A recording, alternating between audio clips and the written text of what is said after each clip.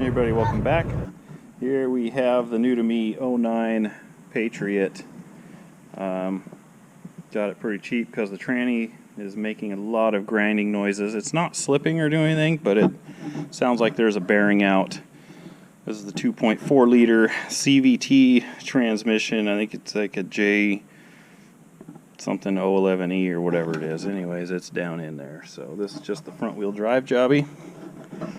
And I'm going to try to document the process a little bit on taking it out and taking it apart, seeing what's wrong, and then I'm hoping I can fix it instead of having to buy another one. So that's my goal with this. After I got it, my wife fell in love with it, so instead of being a flipper, it's going to be her daily driver. So hope you guys will watch along with me and learn something. We're both going to be learning something.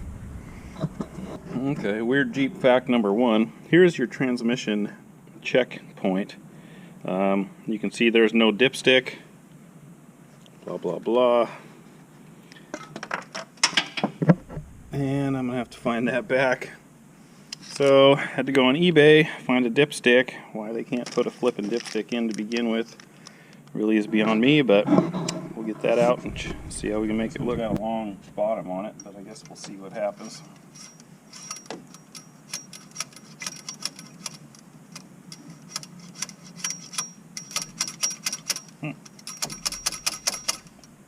Won't even go in here. That's stupid.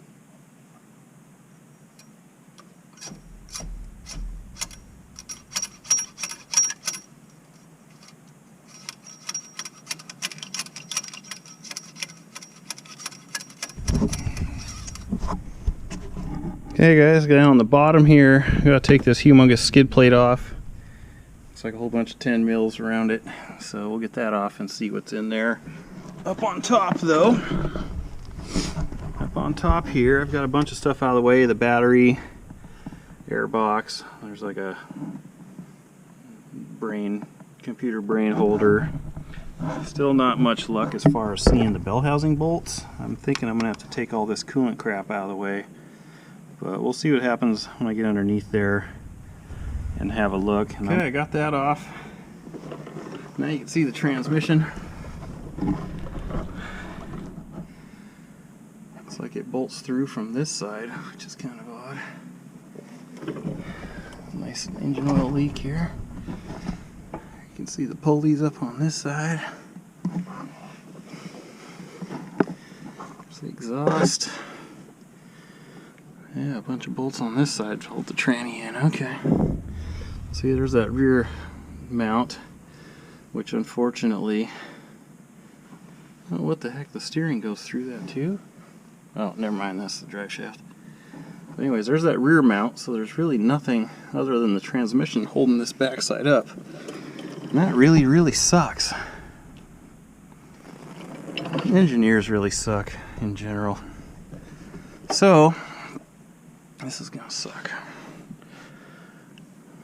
I'm almost tempted to take the whole motor out. I really hate to do that, but anyway. There's the view from underneath. Everything I want to get to is in here, but there's no way you could just take that plate off and get to the gears and bearings. So, whole turd's got to come out. Okay, guys, to get these, axle shafts here loose, you got to take the wheels off. I recommend, before you get too ahead of yourself, take the wheel off, then the center camp will come out. You can see it here. And put the wheel back on with a lug nut. And then you can take, there's a cotter pin and a nut and a washer off the end of the drive shaft there. Because otherwise you won't be able to hold it. You could probably have someone hold the brakes. I'm just doing this all by myself. So what I had to do is put the wheel back on, put it on the ground, put a big wrench on it, and go from there. The socket was a 20...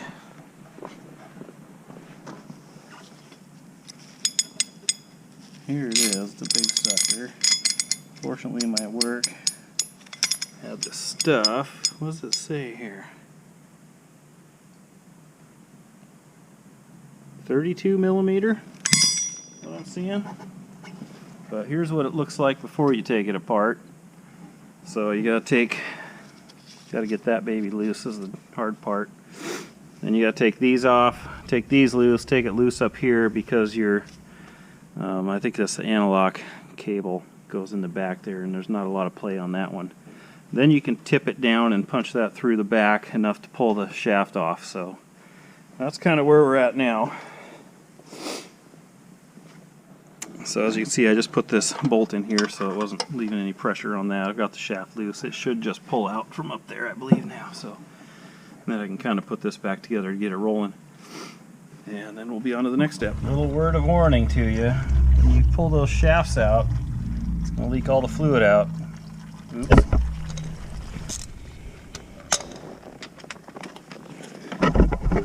Okay, I got the torque converter bolts there using my awesome Braun light. Broke them loose with my Pittsburgh 1/2-inch flexi head ratchet. Now I'll take them loose after I crack it loose with the XT. They're short little guys, but it saves so much time.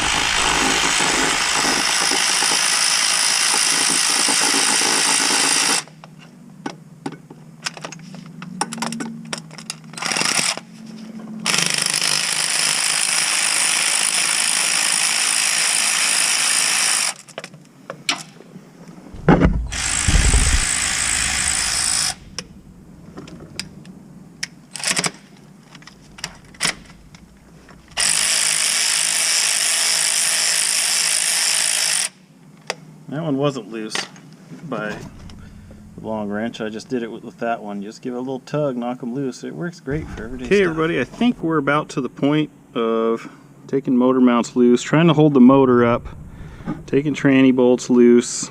I've got just 2 left on the bottom. I think I've got them all out. Converter bolts are out. I took this cooler thing. I don't know, it's got a bunch of hoses. I think it runs some coolant to it because it goes into some of the cooling lines here. But I took it off, just leave that with the car so I don't have to bust any of that loose. I didn't have to take any coolant lines loose or anything yet, so fingers are crossed to do that. You can see kind of what's all going on here.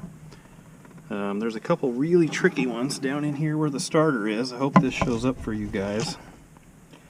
There's some really hard ones. I don't even know how you get that starter out, and I guess you got to try to weasel it out this top here because it don't go out the bottom because the throttle body's down there. I recommend kind of taking everything off as you see here. Another tricky thing on the back of the motor, there is a heat shield that goes on the very back here that covers.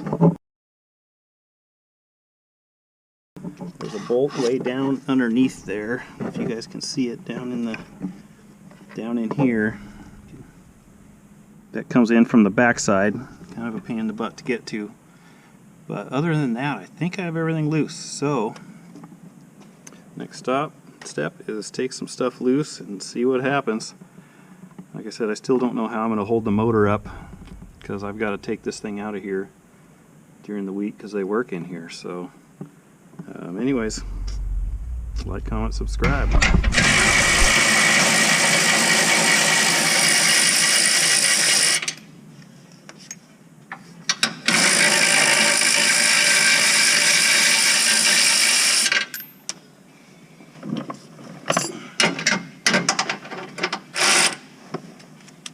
Every one is a different size. I hate that.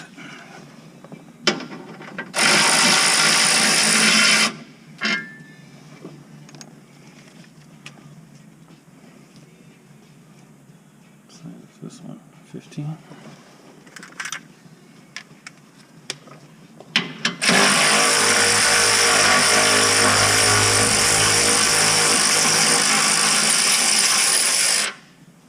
Obviously, I cracked them all loose first.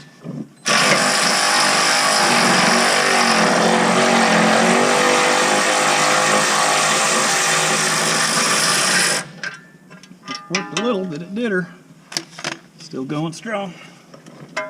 Okay, I just took the cross member loose. I tried to get this bolt out here, but man, it was so tight, it wasn't budging. So went this route instead. Now I just got to take the upper brace up there loose, And I believe there's one in the back up here. And I gotta get my tranny jack under here because it's loose. Got just 2 bolts in here and it wants to come off once I take them loose. So we're getting close. We're getting close. Okay, transit's coming down. Almost got her out. See, we're close. Just learned a valuable lesson. This is Pro Jeep tip number 29. The dipstick tube, well, the dipstick tube that doesn't come with a flippin' dipstick, must be removed. Must be removed, otherwise it gets all down in here and winds up on everything and you can't get the tranny out very well. But it goes right into here. There's another screw up here. Of course, going with Dodge, Jeep, whatever this, put this thing together, these stupid engineers, takes a hex screw like this. So you're going to need a couple of those too. I don't know, I used a vice grips to get it out at this point because I wasn't going back up for it and I didn't have the right tool with me. So anyways, we're just going to keep dropping her down here. We're going to pull it out. Hopefully it'll just fall on out of there. Whoop, and not fall on the ground. Success. 09 Jeep Patriot transmission is out. It is out. Here's what you see. See some of the electrical connectors. Tick this one off. I left these. This one you just have to take off here. The other one comes off up here, so you don't have to screw with that. Shifter came off from those points. Dipstick tube. How I did the front motor mount, or cross member mount, whatever. And then, yeah. There you go. Here's where the rear mount went on. Only 4 bolts in the converter. Here you can see where all the bolts were to hold it to the tranny, and then your starter bolts. But yeah, so fitting back here, electrical connector. So anyways, next step, we're going to, oh, that was that one. Guess it could have stayed on there. Anyway, next step, we will be getting this back to the shop and we're going to open it up. See if I can fix it myself. Here's what it looks like with a big gaping hole in it. Not much in there. I brought it out right through here because the rig wasn't high enough and it fit through here just barely. Barely. So there you go, guys. Next time I come back, we'll be tearing apart the trans. None of these have been cracked loose yet.